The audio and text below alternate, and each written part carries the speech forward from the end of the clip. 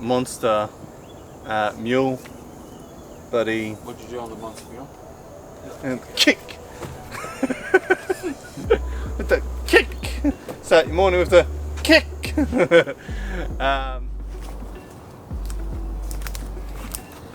Hey guys, I've spotted something I like. Come see, let's go and have a look.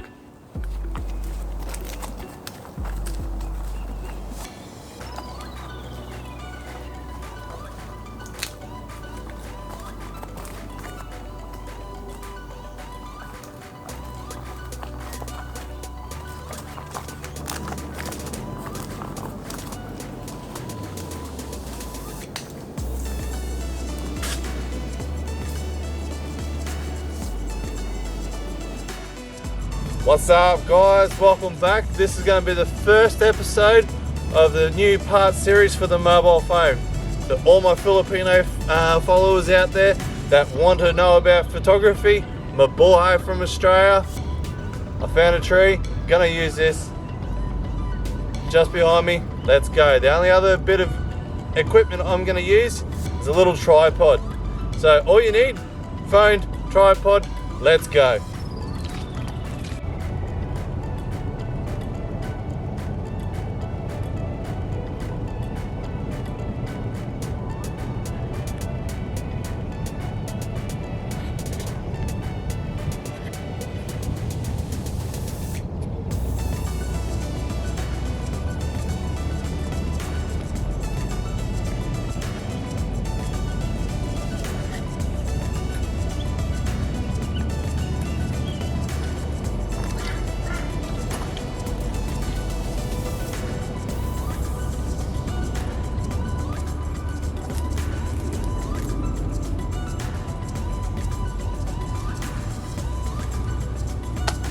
Don't forget guys, please like this video, subscribe to the channel. All your support means a lot to me. And if there's anything you want to know, hit the comments down below. If you want to see anything, me try anything, let's make this a community. So here we are guys, I'm back at home, just finished work and about to start doing the edit. So I'll set up the camera and get everything ready. One thing I like to say is when I've done the photo, I forgot to mention it this morning, you'll notice that I've taken the angle down low because I wanted to emphasize how big that tree actually was. It's just a simple shot, it's nothing fancy. Not all shots have to be fantastic, but I love walking around in the mangroves and getting some nice single trees. So stay tuned and let's get this edit on.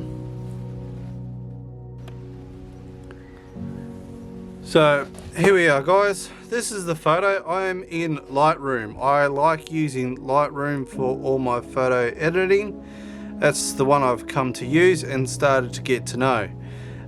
You can download a free app for Lightroom on your phones. That's where I originally started, but then I went and got the computer version, which cost a bit of money, but that's where I do all my DSLR editing.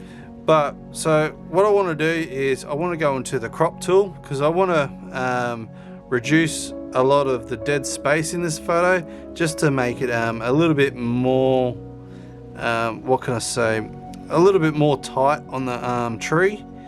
So I'm going to go one by one. The one by one kind of cuts out the tree. So what I've done is gone up to the little lock and I've unlocked it just so I can manipulate it a little bit. So it's not going to be a true one by one, but that's alright. As long as you're happy with how it looks, that's fine. Probably that edge is a little bit too far over. That looks pretty good to me. So this is just going to be a simple edit. It's not a big fancy epic scenery photo.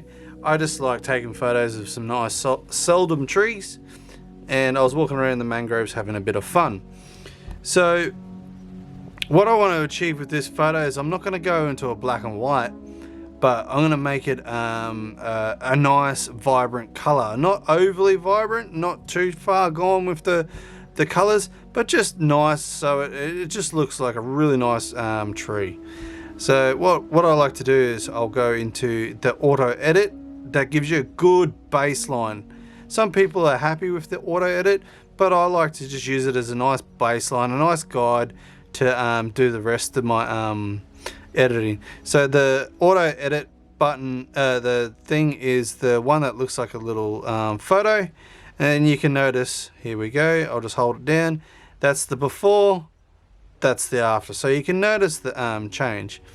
So what we want to do is come into the light panel to, I reckon I want it to be a little bit more underexposed for my liking. I'm going to raise the contrast in this just so all the colors are a little bit more vibrant once the contrast goes up. Going to lower the highlights just a touch. Just remember, all editing is personal preference. Nothing's too far, nothing's too under. It's up to you. If you want to go way out there if you edit, so be it. That's your personal preference. So when you're first starting with your Lightroom, play around with them sliders. Get to know what's changing in your photo. That's how I started. I just played with it and played with it. And now I slightly get to know what I'm looking for, and it just comes with time. It really does. I'm gonna bring down the whites a bit. I've raised up the shadows just because of underneath the tree. Blacks, I might bring it up slightly. So then from there, we're gonna slide the panel up, and we're gonna go into the temperature. Back in the color, this curve one there can be quite a nice one to play with at times, and it's a little bit more, but sometimes I will play with it. I'll raise up and I'll bring it into a nice little S curve. See how that's dramatically changed the photo? So what I've done is I've raised the highlights and I've lowered the shadows, and it's just gave it something extra. Like that's the before, that's the now. So I'm quite happy with that. There's other colors there you can play with, the reds, the greens, the blues, but I just played with the color, the whites, so the shadows and the highlights. So what we're going to do is we're going to go into the temperature. I might lower the temperature a little bit. This is basically, the temperature and the tint is basically your white balance. So that's a whole new thing I can talk about at another time. But for this one, I'll just bring it down to make it a bit more cooler. Might be a little bit too far for me because there's a bit too much blue in that mud. So I'll leave it at there. Tint up a little. And now I'm going to put a bit of vibrance into it. Go 20. Add some saturation, probably 10. And so here we go. We'll just, once again, before, after. So it's coming along quite nicely.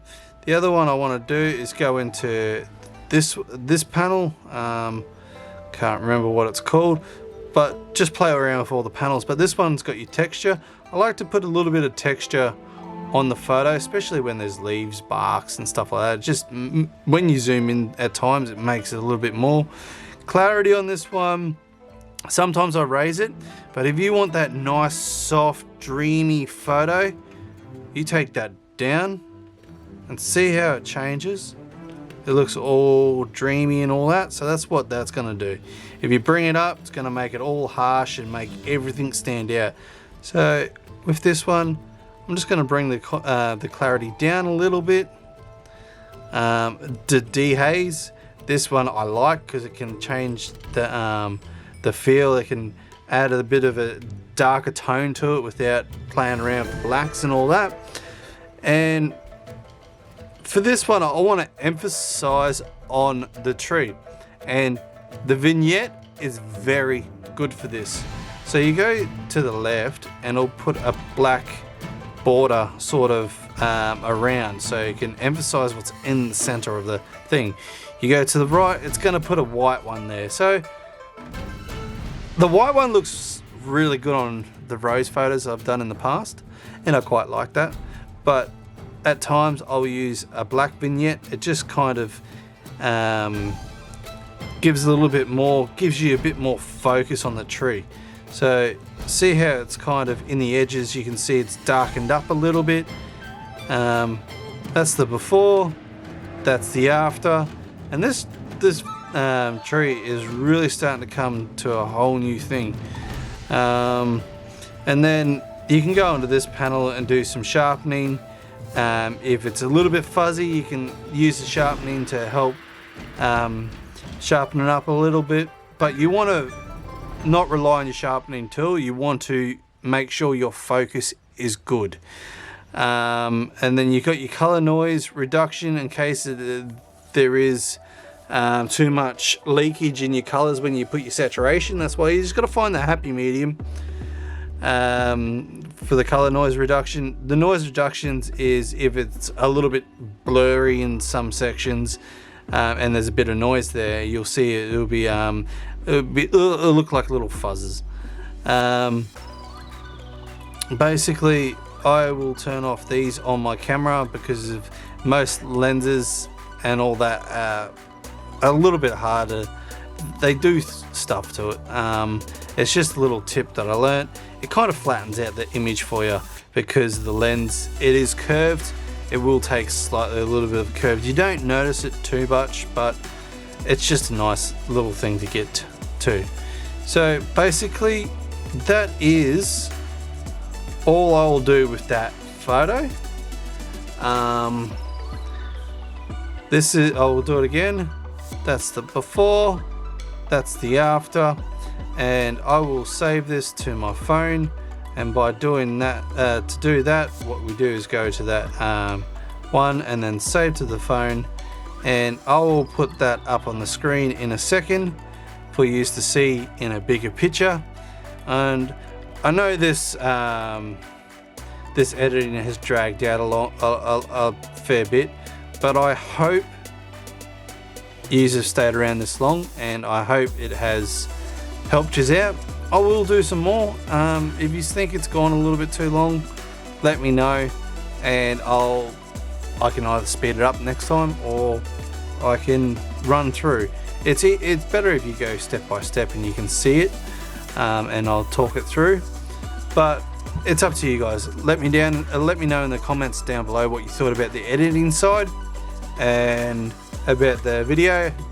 And thanks again, guys, for staying tuned, and hopefully I'll see you on the next episode. Thank you.